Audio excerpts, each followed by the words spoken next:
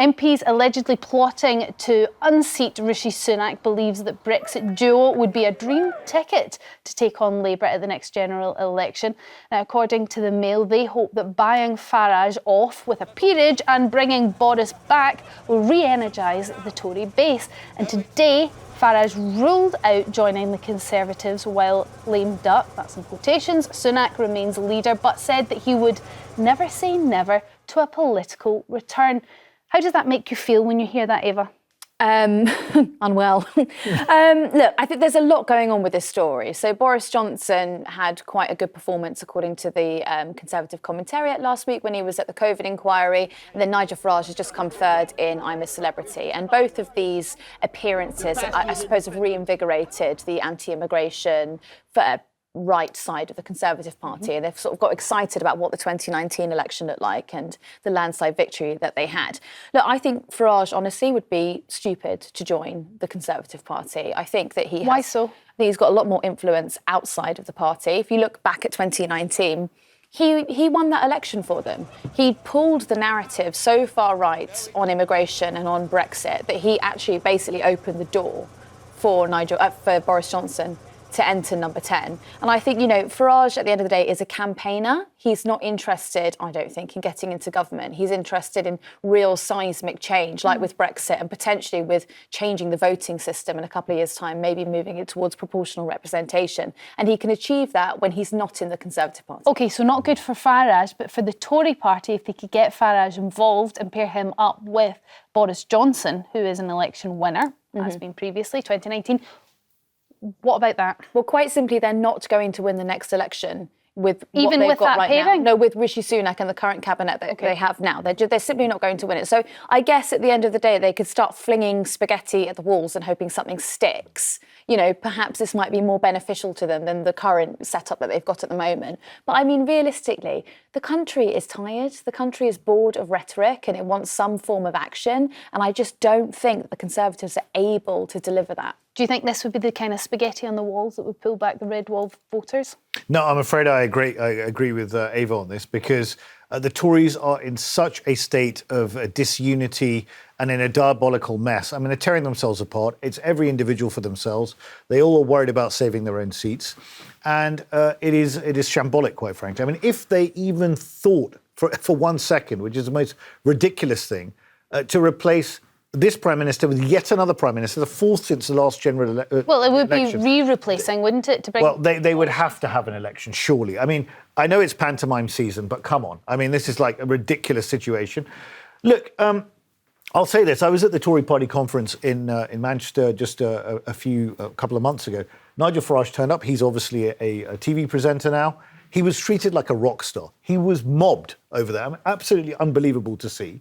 So he's certainly got a following within the Conservative Party. And you could imagine something like what Trump did to the Republicans. If he entered the Conservative Party, and Rishi Sunak's left the door open for that, he could have a lot of followers. On Boris, there is no way that he's going to come back in any seat before the election. The leadership of the Tory party won't have it. And even if he was to stand in some by-election, it's highly unlikely that there's no Tory who is going to win a by-election right now. You think, regardless of who they're going to replace Rishi Sunak with, changing the leader now would be a death knell? Yeah, I think changing the leader now is absolutely beyond the pale. And I also think the Tories are heading to a death spiral and they're going to lose very badly. OK, there'd be riots. There would be riots. I agree with you. 100% agree with you on that. Go to the calls. Yeah. Deborah from Surrey, what do you think about the combination of Boris Johnson and Nigel Farage? I don't personally think there is a combination, because neither of them would want to be number two. OK, but could they be equal number ones? No, neither of them want to share anything. OK, so you don't think that they'd work together? I mean, was it Nigel Farage's team had said that it would end in tears if the pair got together, but you never know when it comes to that thirst for power, whether that's too enticing and they could just sort of put their, tools down and their swords down and broker some sort of peace in order to take that leadership? No, that's not going to happen. OK. Do you think, though, if let's say we're in a dream scenario where that could happen, that's what some of the Conservative MPs feel, do you think that could pull some of the red wall voters back in? I think if the two of them were together, I think this country would surge to the right. And that is not a good thing for this country. OK, but you think it would work for the Conservatives if they could manage the impossible? Conservatives, yes. Interesting, But Deborah. sorry, Storm, you said something which was very interesting. You said that would this work for the Tories and obviously on immigration and things. Just put this in context. Boris Johnson and Nigel Farage effectively won that referendum together, effectively. They weren't working on the same side, but they were working on different parts of the same side.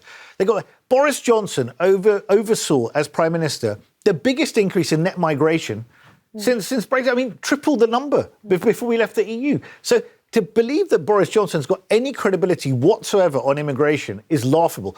Nigel Farage a bit different. If they want to give Nigel Farage a peerage, quite frankly, in my view, he's the most consequential politician of the last 30 years. I don't agree with him on leaving the EU, by the way, but he is consequential, and he should be in the Lords. I mean, they've got every Tom, Dick and Harry in the Lords, for heaven's sake. He should be in the Lords. He's got something to offer. You had me nothing there. So nothing, nodding. I was nodding along, and then you said he should be in the Lords, and I was like, whoa. The bar is so low, Ava. Come on, to get into the Lords. Well, apparently he thinks true, the House of Lords need a bit of a rejig anyway. We heard him say that on I'm a Celeb, so whether he'd take it or not, I don't know. Interesting what Deborah says, that actually getting them to work together is going to be nigh on impossible because neither of them would want to take the second position. Who do you think is the biggest number two out of the two of them? Well, no, hang on, because they already did work together. They de facto did work together during the 2019 not in government. election. Yeah, well, they didn't work. I mean, look, Boris Johnson is a power man, and so he would have to be number one. But, if Nigel Farage is the vehicle, I think that Johnson would say yes to that. I think Farage would say no. Interesting. Pete from Surrey, what's your thoughts on this? Do you think the Tories stand any chance of winning the next general election? And if they do, is it with Boris and Farage at the top? As it stands, Storm, they've got no chance of winning the next general election. And the thought of Starmer in charge just scares me to death. You are painting a very bleak picture then, Pete. What do you see the future holding? Well, I mean, I'm a Conservative through and through. I would vote for reform, and I know it's a wasted vote. So if Farage and